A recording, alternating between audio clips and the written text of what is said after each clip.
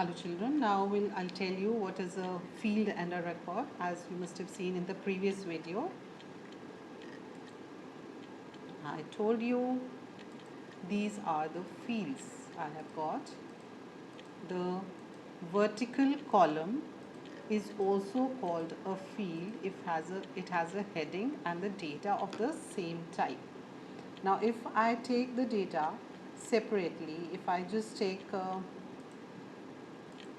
just 56, this is just a data element, a single data element which does not represent anything. Simple, if I take this bus, it is again a single data element. When I have same types of data elements in a column along with a heading, that makes one field. Same type of data elements in a column with a heading, that makes one field. Now we have a record, that is the horizontal line of the data which is related to each other. Now this ABC is the admission name, Gmail ID of this admission number, this roll number, this section. These are all related. So this makes one record, or we can term it as a tuple as well. We can say, call it as tuple or record. The horizontal row is also called a tuple or a record. Similarly, this is again a tuple or a record. A tuple, a row or a record. A tuple, a row or a record, right? Then when it is combination of rows and columns, that is, we have got different fields, and in all the fields we have got certain records, the data is there, the whole of it is termed as a table. The whole of it is termed as a table, as I've named it as a main table. You can see this is one table, and when we create many tables like this which are related to each other, that will make a database, and that database is managed by any software. If it is managed by a software, that is called as DBMS, that is database management system. And when I'm taking up another table, this is the related table, as you can see.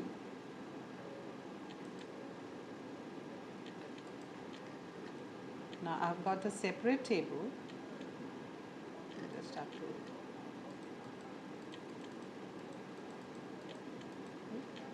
I have got a separate table over here which is a little bit related to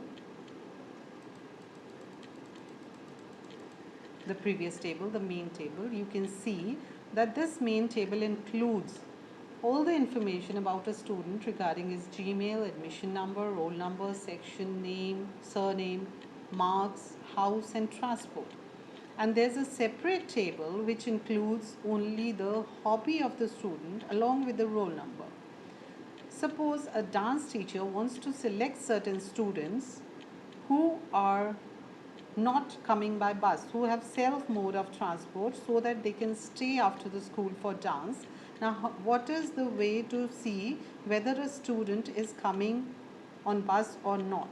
So this can be taken up from a foreign key. This roll number, as you can see, this roll number shows in this table.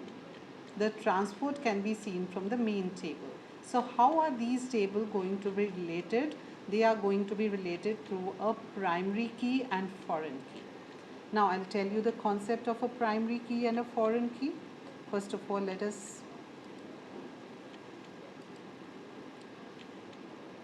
me show you this. Now primary key I'll study later. First I'll tell you what is a candidate key. Now candidate key is a set of attributes that uniquely identifies the tuples in a table. Uniquely identify is the key word. That means it doesn't have any duplicate value in that field. So it's a super key with no repeated attributes. It should be selected from the candidate key, the primary key, that I'll be telling you later. So what is a candidate key? Now you can see that in this table, Gmail cannot have any duplicate value. All the Gmail IDs will be unique. All the admission numbers will be unique. All the roll numbers will be unique. So these three section may be repeated, name may get repeated, surname may get repeated, marks may get repeated, house, transport, everything can be repeated, but only Gmail, admission number and roll number, the values cannot get repeated. So these three field names I can term as candidate keys. I can term these three fields as, you can say, candidate keys. Right? And then one of these need to be chosen as a primary key. All of these I cannot take as a primary key. Primary key is a key which can identify the record uniquely. I don't need all the three keys. I can take up admission number. Admission number can be taken as a primary key which can uniquely identify all the records in my table. I take it out as a primary key because every admission number will be unique, and if I get the admission number of the students, I'll be able to access the whole record of that student. And rest two fields which you can see, Gmail and roll number, these will be termed as alternate keys then. Alternate keys. Okay. So this is three, whichever keys are like candidate to become a primary key. They are eligible to become a primary key. They are termed as candidate keys. And one of them becomes a primary key. We make it a primary key, and the rest will be termed as the alternate keys. Right? Now here we have three types of keys. And third, next is if we are relating two tables. Now this roll number is being taken up here as well. So this roll number will be termed as a foreign key here in this table with respect to the main table.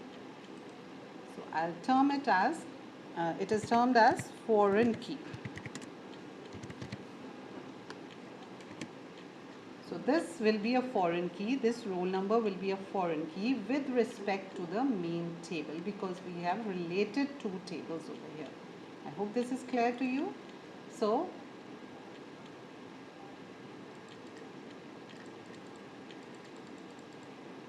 here we have different types of keys. The definitions is there.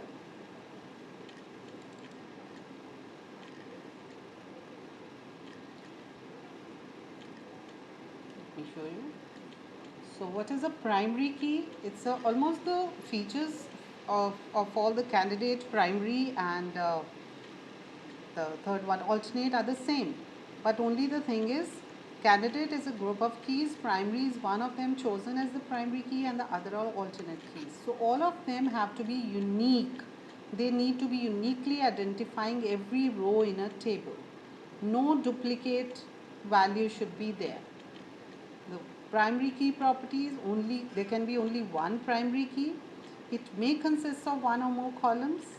It enforces the entity integrity, and all columns must be defined and not null. Not null means primary key field should not be left empty. It should have some other value, and it uniquely identifies the row.